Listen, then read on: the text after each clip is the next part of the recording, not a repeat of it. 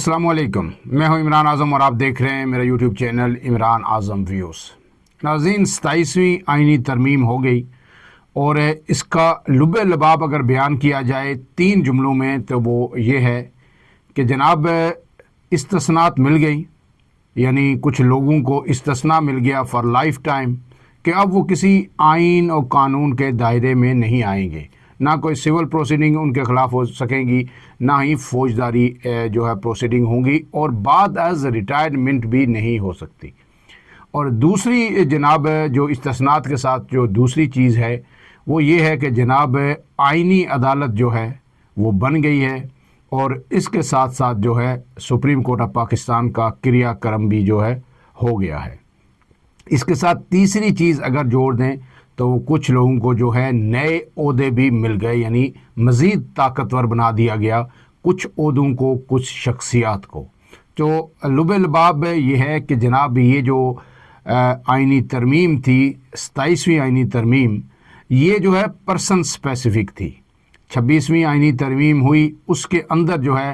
पहले जो है पीटीआई को और अदलिया को क्रिटिसाइज़ किया गया, पीटीआई के ख़िलाफ़ थी, पीटीआई सेंट्रिक थी, यानी अदारे और सियासी जमातों के ख़िलाफ़ थी। अब जो है शख्सियात को कुछ इस्तिस्नात दे के मज़ीद ताकतवर कर दिया गया, पर्सन यानी स्पेसिफिक ये थी। लेकिन इससे जुड़ी कुछ और आम चीज़ें हैं, इसकी डिटेल में नहीं जाएंगे। डिटेल असल में जो दिलचस्प कहानी है वो इस व्लॉग में आपके सामने रखूँगा, लेकिन उससे पहले आपसे गुजारिश कि अगर आप मेरे चैनल पर नए हैं तो इमरान आज़म व्यूज़ को सब्सक्राइब ज़रूर कर लीजिए। अब जो है जो इसमें दिलचस्प मोड़ के आया कि कहा यह जा रहा था कि जनाब बहुत आराम से ये तरमीम हो जाएगी, हो भी गई, लेकिन आराम से नहीं हुई। कहा यह जा रहा था कि सेनेट के अंदर 96 का जो नंबर है उसमें 64 दो तिहाई अक्सरियत बनती है, वो भी पूरी कर ली जाएगी। लेकिन जो इत्तेहादी हुकूमत तमाम तर कोशिशों के बावजूद वो नंबर पूरे नहीं कर सकी और बिलाखिर आपको अपोजिशन के 3 सेनेटर्स को तोड़ना पड़ा।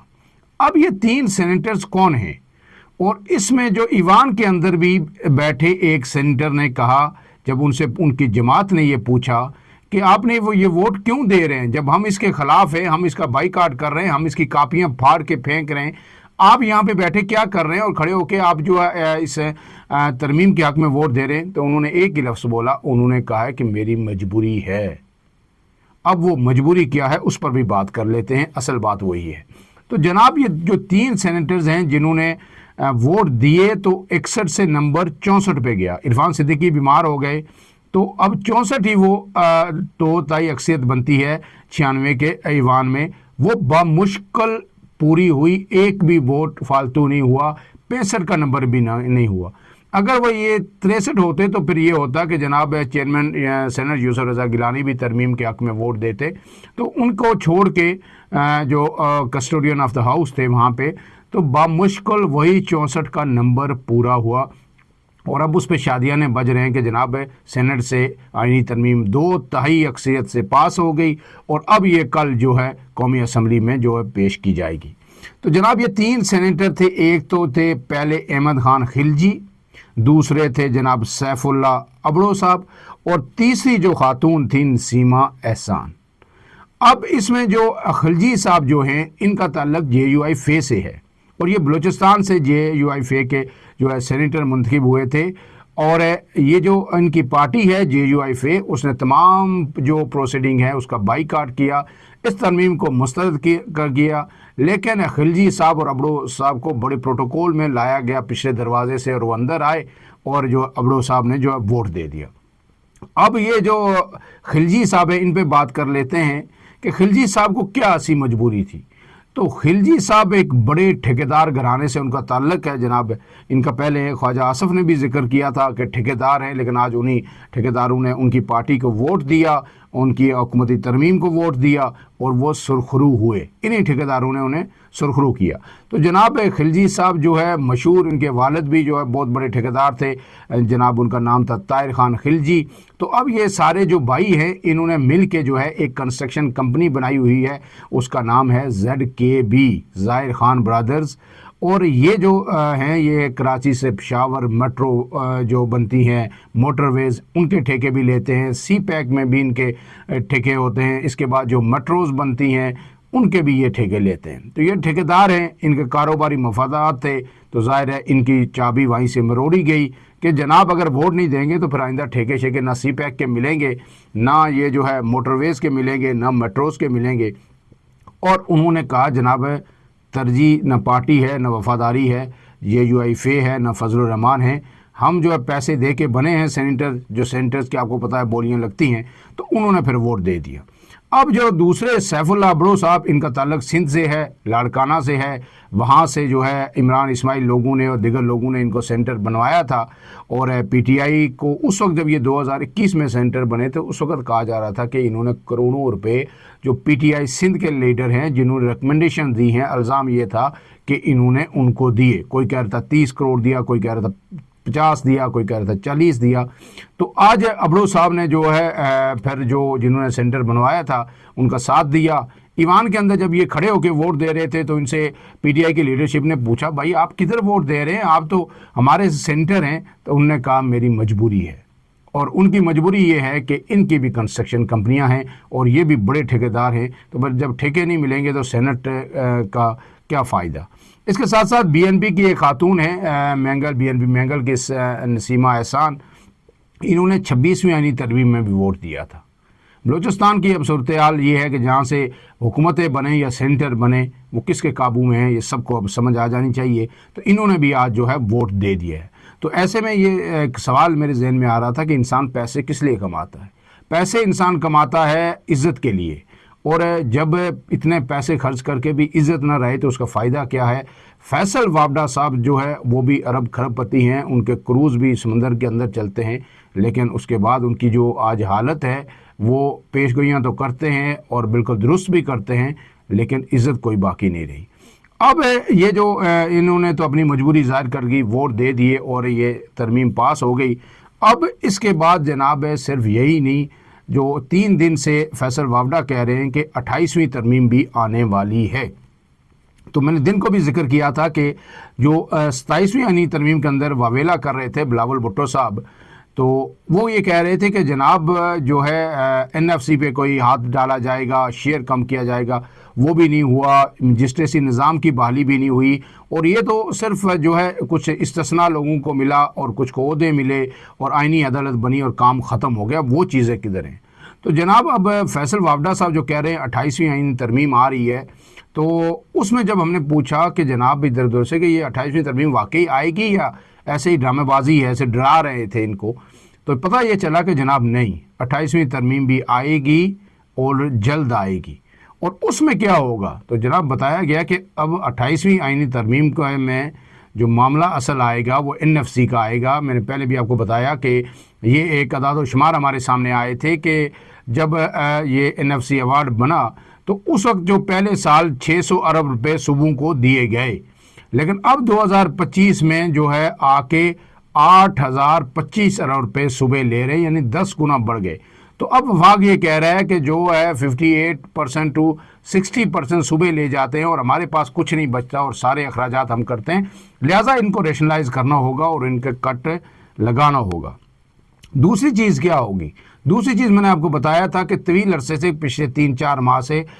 میاں عمر محمود صاحب جو دنیا ٹی وی کے آنر بھی ہیں، پنجاب گروپ آف کالجز کے سربراہ بھی ہیں، وہ مسلسل ایک مسودہ لے کے پھر رہے ہیں اور ہر تیسرے دن کسی نہ کسی یونیورسٹی کے اندر سیمینار کے اندر وہ ایک ہی بات دہرا رہے ہیں کہ صوبے بننے چاہیے، جتنے ڈویژن ہوں اتنے ہی صوبے بننے چاہیے۔ اور 3 کروڑ جب آبادی تھی تب بھی یہ 4 صوبے تھے، اب آج 25 کروڑ ہے تب بھی یہ صوبے اتنے ہی ہیں۔ اور جو ہے پنجاب حکومت جو ہے 12-14 کروڑ لوگوں کا صوبہ ہے، وہ پورے ملک کے اندر صوبے کے اندر جو تعلیمی نظام نہیں دیکھ سکتی، اسکولوں کی دیکھ بھال نہیں کر سکتی، تمام اسکولوں کو بھی پرائیویٹائز کیا جائے اور ہر ڈویژن کا صوبہ بنایا جائے، اس سے مینجمنٹ اچھی ہوگی۔ تو اب جناب کہہ رہے ہیں کہ وقت آ گیا ہے کہ 28ویں آئینی ترمیم میں نئے صوبے بھی بنیں گے، ڈویژن وائز بنیں یا نہ بنیں، لیکن پنجاب میں 2 سے 3 صوبے مزید بنیں گے۔ تو جب پنجاب میں بنیں گے تو پھر سندھ میں بھی بنیں گے، تو اس وقت پنجاب حکومت چیخے، نون لیگ چیخے، پیپلز پارٹی چیخے، میرے خیال میں یہ صوبے بھی اب بن کے رہیں گے۔ اس کے ساتھ ساتھ جناب یہ بھی کہا گیا ہے کہ جو بلدیاتی نظام ہے ہمیشہ سے حکومت پاکستان کے اندر ہو، کسی صوبے کے اندر ہو، آزاد کشمیر کے اندر ہو، بات تو ہوتی ہے لیکن جو بلدیاتی نظام ہے اس کو اس طرح لاگو نہیں کیا جا سکتا، کیونکہ اگر بلدیاتی نظام کے اندر جو تعمیر و ترقی ہوتی ہے وہ اگر بلدیاتی جو نمائندے ان کے پاس چلی جائے تو پھر یہ بلیک میلنگ، یہ سڑک، یہ ٹوٹی کھمبا جو ہے یہ جو M N A's M P A's کے پاس نہیں رہ جاتا۔ تو یہ کہتے ہیں کہ جناب قانون سازی بھی ہمارے پاس اب نہیں رہی، اب فارن پالیسی بھی ہمارے پاس نہیں رہی، ڈیفنس بھی ہمارے پاس نہیں رہا، وہ کھل کے کہتے ہیں بند کمروں کے اندر ہے۔ تو پھر یہ بھی اگر تعمیر و ترقی بھی لے لیں گے تو پھر ہمارے پاس رہے گا کیا؟ لہٰذا یہ ہم اختیارات جو بلدیاتی نمائندوں کو نہیں دے سکتے۔ تو اب یہ اختیارات بھی بلدیاتی نمائندوں کے پاس جا رہے ہیں، گویا اب جو تیسری آئینی ترمیم ہوگی اس ٹینیور کے اندر، بڑی 28ویں ترمیم، وہ نظام کی تبدیلی کا باعث بنے گی۔ پہلے تو عدلیہ کو کٹوسائز کیا گیا، پھر پی ٹی آئی کو جو ہے ٹھکانے لگانا تھا، اسے ایک ترمیم کے ذریعے لگایا گیا۔ 27ویں ترمیم میں استثناءات اور طاقت حاصل کی گئی، اور 28ویں آئینی ترمیم ہے اس میں نظام کو ہی لپیٹ دیا جائے گا ایک طرح سے۔ اس میں کیا کچھ ہوگا ابھی یہ سامنے آنا باقی ہے، لیکن اب تک کی جو اطلاعات کے مطابق جو ہے یہ مین چیزیں اس میں آ سکتی ہیں۔ اب اس کے ساتھ آخری بات جو ہے کہ جب استثناء مل گیا بہت سارے لوگوں کو تو یہ سوال اٹھ رہا تھا کہ جناب وزیر اعظم نے کیوں خود کو استثناء لینے سے انکار کر دیا کہ وزیر اعظم کو مجھے استثناء نہیں چاہیے۔ اور میں نے بھی بات کی دن کو ویلاگ میں کہ اس کا نون لیگ کریڈٹ بھی لے گی، مائلیج بھی لے گی، اور اب لے گی بھی، لیکن کیا بات ہے کہ صدر نے بھی استثناء لے لیا۔ آصف علی زرداری کو ضرورت نہیں ہونی چاہیے تھی، پیپلز پارٹی کو نہیں ہونی چاہیے تھی، انہوں نے بیتی گنگا میں ہاتھ دھوئے جب استثناء کی یہ ترمیم ان کے پاس آئی کہ فیلڈ مارشل کو استثناء دینے جا رہے ہیں، تو انہوں نے کہا ٹھیک ہے دیں، پھر ہمیں بھی دیں، ہم کیوں اپنے لیے کوئی جگہ ذرا سا بھی سراغ چھوڑیں جو کل ہمارے خلاف کوئی کہیں بھی کسی بھی سطح پر کارروائی ہو سکے، یعنی آصف علی زرداری کے خلاف۔ تو جناب وہ استثناء لائف ٹائم وہ بھی مل گیا۔ بات آئی بھی وزیر اعظم کو بھی چاہیے تھا، وزیر اعظم نے کیوں نہیں لیا؟ تو جناب کہا یہ جا رہا ہے کہ اگر وزیر اعظم کے عہدے کو یہ استثناء دے دیا جاتا تو پھر یہ استثناء کا فائدہ وزیر اعظم عمران خان بھی سابق وزیر اعظم ہیں، وہ بھی اس کا فائدہ اٹھا سکتے تھے۔ تو اس لیے جب یہ بات سمجھ میں آئی کہ یہ تو غلط ہو جائے گا، اگر وزیر اعظم کو بھی دیا تو پھر عمران خان کو بھی استثناء حاصل ہو جائے گا، کوئی سول کارروائی، کوئی فوجداری کارروائی ان کے خلاف نہیں ہو سکتی۔ تو اگر ہم یہ کہتے ہیں کہ جی آج کے بعد سے، تو پھر تو ایک تنقید ہر طرف سے آ جائے گی، تو لہٰذا جو ہے شہباز شریف صاحب کو چھوڑ دیتے ہیں تاکہ عمران خان صاحب اس کا فائدہ نہ اٹھا سکیں۔ تو اب جناب یہ ترمیم بھی آ گئی اور نمبر بمشکل پورے ہو گئے، اسی طرح قومی اسمبلی میں شاید تھوڑی آسانی سے پورے ہو جائیں۔ یہ جو ظاہر ہے آپ کو پی ٹی آئی کے سینٹ کی نشستیں بھی چھینی گئی، آپ کو پتہ ہے کہ جو مخصوص نشستیں کے پی کے اندر دی گئیں اپوزیشن کو نہیں حکومت کو، اور پھر اس کی وجہ سے پھر جو ہے سیٹیں کم ہوئی سینٹ میں، اور اب جا کے سینٹ میں یہ 2/3 اکثریت ملی ہے، تو قومی اسمبلی سے بھی یہ پاس ہو جائے گی، اور اس کے بعد جو ہے قالوا انا للہ و انا الیہ راجعون ہو جائے گا۔ میری بڑی خواہش ہوتی ہے کہ جو ہے پیپلز پارٹی کوئی ایسا کام کرے اپنی روایت کے مطابق، اپنی اساس کے مطابق، جمہوریت کو اسٹرینتھن کرنے کے لیے۔ تو میں بھی جو ہے اس پہ لکھوں بھی، اس پہ بات بھی کروں، لیکن انفارچونیٹلی ایسی کوئی چیز جو ہے دور دور تک مل نہیں رہی۔ پیپلز پارٹی کا ایک بہترین سٹانس ہوتا تھا، کبھی بھی انہوں نے